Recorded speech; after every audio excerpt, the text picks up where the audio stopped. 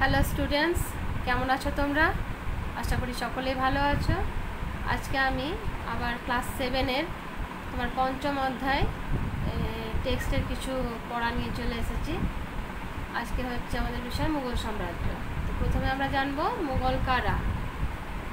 খ্রিস্টীয় ১৬শ শতক থেকে ঊনবিংশ শতকের মাঝামাঝি পর্যন্ত মুঘলরা ভারতবর্ষে শাসন করেছিলেন। হ্যাঁ, আর খ্রিস্টীয় অষ্টাদশ শতক থেকে তাদের ক্ষমতা অনেক কমে গিয়েছিল। ভারতবর্ষের মধ্যে বিভিন্ন জাতির বাস, সেখানে এত বছর ধরে শাসন পরিচালনা করা তো খুবই কঠিন কাজ। মুঘলরা কিন্তু সেই দক্ষতার সাথে সেই কাজকে তারা করে গিয়েছিলেন। তো এবার আমরা জানবো যে মুঘল কারা। না, ভারতবর্ষে তোমার 1526 খ্রিস্টাব্দে যখন তোমার বাবর আর ইব্রাহিম লোদির মধ্যে যে যুদ্ধ হয়েছিল, তো সেই যুদ্ধের দ্বারাই যখন বাবর জিতে গেছিল বা জয়লাভ করেছিল যুদ্ধে, সেই থেকে তোমার আমরা জানি যে সেই থেকে তোমার মুঘল বংশ শুরু হয়েছিল। আর মুঘল কথাটি এসেছে তোমার মঙ্গল শব্দ থেকে। মঙ্গল বলতে বোঝায় মধ্য এশিয়ার অবস্থিত মঙ্গোলিয়ার অধিবাসীদের। মঙ্গোলিয়ার অধিবাসীরা ছিলেন কি নির্ভীক ও দুর্ধর্ষ প্রকৃতির, বা এদের মঙ্গও বলা হতো। মঙ্গ মানে হচ্ছে তোমার নির্ভীক। আর বাবরের মা ছিলেন মঙ্গল বীর চেঙ্গিজ খান বংশের কন্যা। তাহলে আমরা এটা মুঘল কারা এটা আমরা জানতে পারলাম। এখানে দেখো টুকরো কথায় তৈমুরলঙ্গ বাবরের নি দেওয়া আছে, এটা তোমরা একটু পড়বে, ঠিক আছে? এরপর আমরা আসছি নেক্সট পৃষ্ঠায়, সেটাতে বলছে বাদশাহ কে। মুঘলরা সার্বভৌম শাসকের ক্ষেত্রে বাদশাহ বা পাশা শব্দটি ব্যবহার করতেন। তো ভারতে মুঘল সম্রাটের উপাধি ছিল বাদশাহ। বাদশাহ বা পাশা এই শব্দগুলি কিন্তু ফরাসি শব্দ।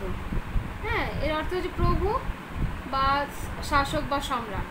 মুঘল সম্রাট যে খুব শক্তিশালী শাসক তা বোঝানোর জন্য এই দুটি শব্দ ব্যবহার করা হয়েছিল, যার থেকে তোমার এই শব্দটা পুরোটাই যদি পাশা বা পাশা যদি বলা হয় সেটা তৈরি হয়, ঠিক আছে? তারপরে আমরা নিচের দিকে একটু যাচ্ছি, তোমার সার্বভৌম শাসক। না, সার্বভৌম শাসক বলতে বোঝায় সর্বভূমির ওপর যার অধিপত্য। সর্বভূমি বা গোটা পৃথিবীর ওপর তা কোনো একজন মানুষের অধিপত্য থাকতে পারে না। অর্থাৎ বুঝতে হবে যার অধিপত্য একটি বিরাট অঞ্চলের ওপর থাকে এবং যিনি সেখানে নিজের ক্ষমতায় শাসন করেন, তিনি হচ্ছেন সার্বভৌম শাসক, ঠিক আছে? তাহলে আক্ষরিক অর্থে সর্বভূমি বলতে বোঝায় সমগ্র পৃথিবী, কিন্তু সাধারণভাবে সার্বভৌম শাসক বলতে বোঝায় একটি দেশের স্বাধীন শাসক। এখানে আবার একটা টুকরো কথায় দেখো মুঘল রণকৌশল। এটা তোমার পানিপত ও খানবার যুদ্ধে বাবরের রণকৌশল, একদিকে কামান ও বন্দুকধারী সৈন্য এবং অন্যদিকে দ্রুতগামী ঘোড়সওয়ার তীরন্দাজ বাহিনী, এই দুয়ের যৌথ আক্রমণের ওপর নির্ভরশীল ছিল। ঘোড়সওয়ার বাহিনীর একটা অংশ শত্রুপক্ষকে দুই পাশ আর পেছন দিক থেকে আক্রমণ করতো এবং কামান ও বন্দুকধারী সৈন্যরা সামনে থেকে গোলাগুলি বর্ষণ করতো। একসাথে দুই রকম আক্রমণ।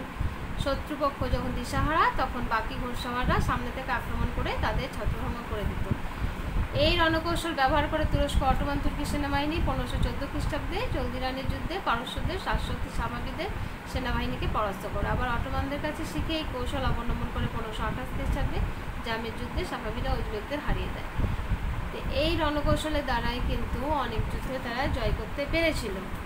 বাবরের সময়ে দুটি গুরুত্বপূর্ণ যুদ্ধ ছিল, একটা হচ্ছে খানবার যুদ্ধ আর একটা ঘরঘরার যুদ্ধ। খানবার যুদ্ধ হয়েছিল ঠিক পানিপতের যুদ্ধের 1 বছর পরে 1587।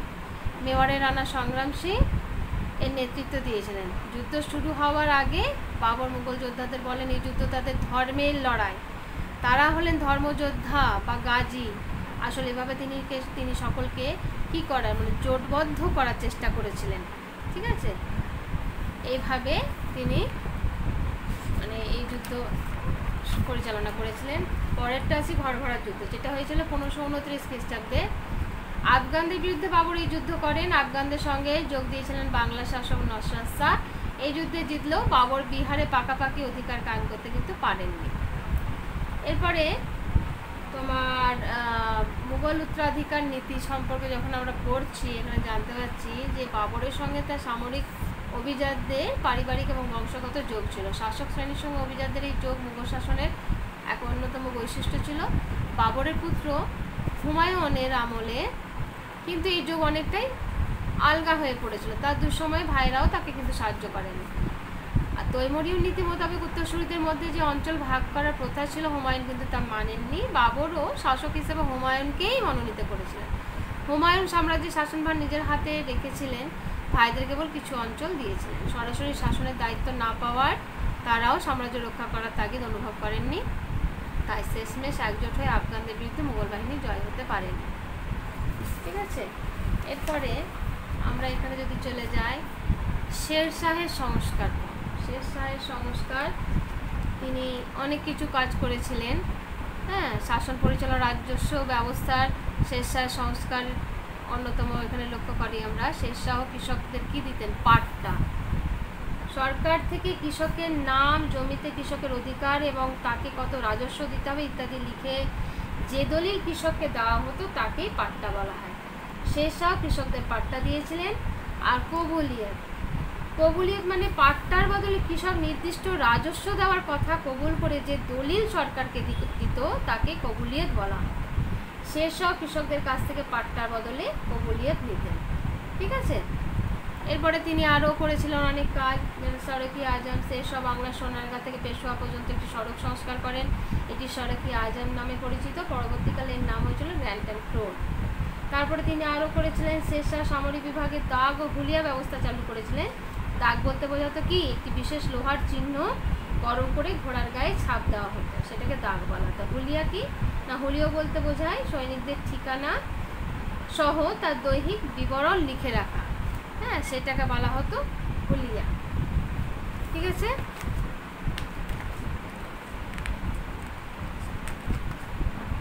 এরপরে এখানে একটা টুকরো কথায় দেখো, আকবরের নবরত্ন সভা ও রাজা বীরবল। এটা অনেক সময় তোমার প্রশ্নে আসে। হ্যাঁ, যে বীরবল সম্পর্কে তুমি কি জানো, লেখো।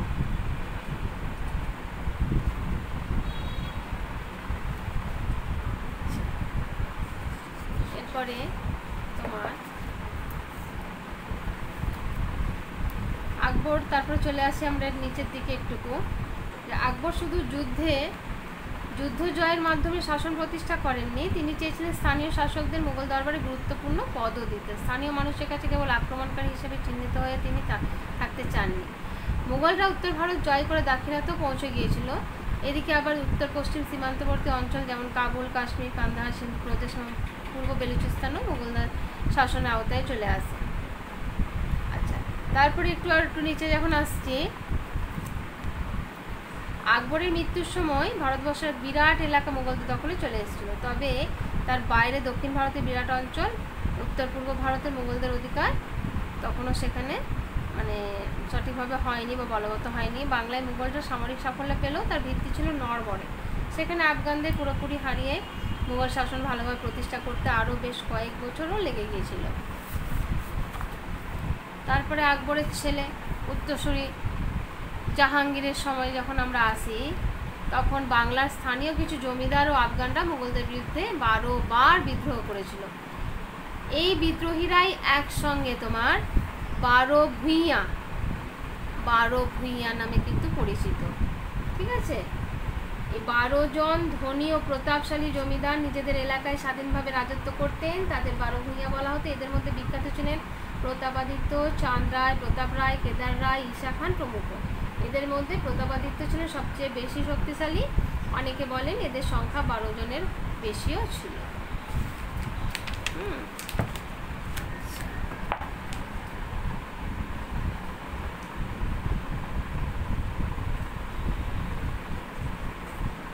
তারপরে আবার ভেতরের দিকেও রেশারেশি, মুঘল দরবারে অভিজাতদের মধ্যেও রেশারেশি চলতো। দরবারি অভিজাতদের মধ্যে দ্বন্দ্বে সম্রাজ্ঞী নূরজাহান, শাহজাদা খুররাম, নূরজাহানের পরিবারের সদস্যরা অন্যান্য কয়েকজন গুরুত্বপূর্ণ ভূমিকা নিয়েছিল। শাহজাহানের শাসনের শুরুতে দাক্ষিণাত্যের খান জাহানলতি বিদ্রোহ করেন, মুঘলদের কাছে তিনি পরাজিত হয়ে যান। তারপর বুন্দেলখন্দের বিদ্রোহ দমন করা এবং আহমদনগরে অভিযান পাঠানো হয়। শাহজাহান উজবেকদের থেকে বলক জয় করার পরিকল্পনা করেছিলেন, কিন্তু সফল হয়নি। শাহজাহানের আমলে মুঘলরা কান্দাহারের ওপর নিয়ন্ত্রণ হারায়। তো আজকে এই পর্যন্তই থাক। তোমাদের যতটা পড়ালাম তোমরা এটা ভালোভাবে টেক্সটটাকে পড়বে। পরের দিন আমি বাকি অংশটা পড়াবার চেষ্টা করব এবং এটা শেষ হয়ে গেলে কোয়েশ্চেন আনসারগুলো আমি দেবো। ঠিক আছে, তাহলে আজ এই পর্যন্তই থাক। তোমরা কিন্তু ভালোভাবে টেক্সটটাকে খুব সুন্দরভাবে পড়বে, তাহলে দেখবে খুব সহজ হয়ে যাবে পড়া।